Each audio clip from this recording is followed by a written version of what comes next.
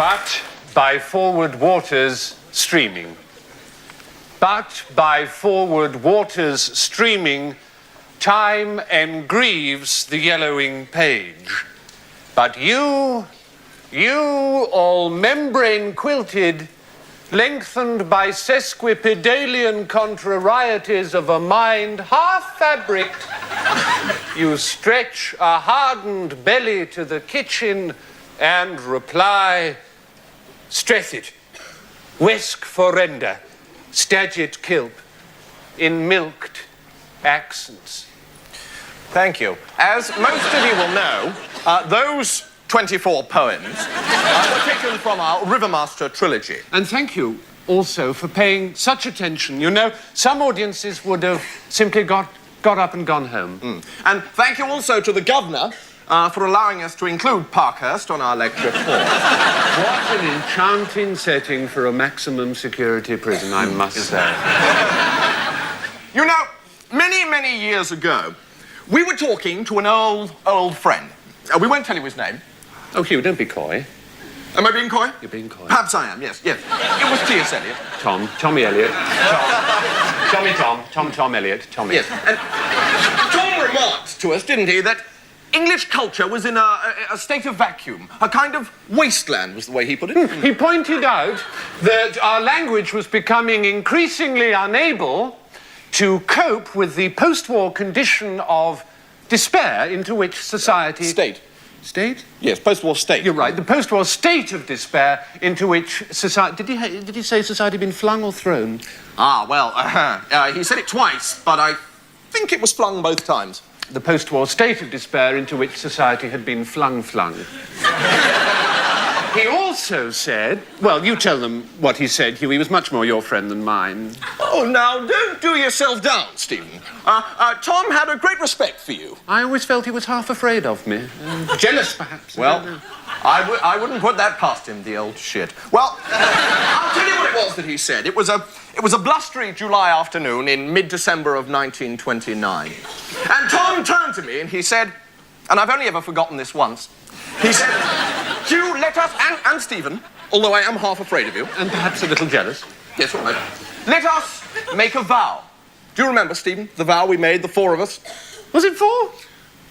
Well, yes, you're right. I suppose it was 3, but if you remember, at the beginning, Douglas Bader was as committed as any of us, although he later went on to explore his own avenues of expression. Anyhow, the vow we made was that we would not rest until some of Tom's poems had been set to music, however roughly, and performed with no small amount of colour and movement on a Broadway or West End stage. And I don't think it would be being immodest to say that with productions of Cats already running on Broadway and in the West End, some other bastard has cashed in before we had the I don't know if you knew this, Stephen, but I recorded that famous day in my diary. Or commonplace book. I didn't know that. You didn't, did you? I didn't know that. I didn't know that. I thought that. No. So, if the screws are agreeable... Oh, the screws are very agreeable. Perhaps this might be a help to those serving longer sentences for crimes of violence. Thursday, July the 90th.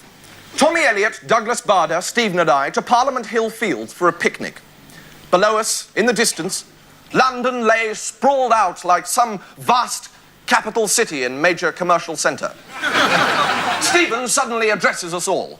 Tom, Douglas, Hugh, I have to tell you, I am not as other men. My needs, my urges are different. Yes, you'd skip that bit, actually, Hugh. Sorry.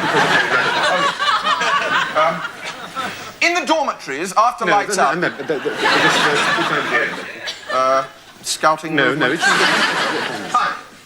Tommy talked of his vision of breathing poetry and art into the souls of all men.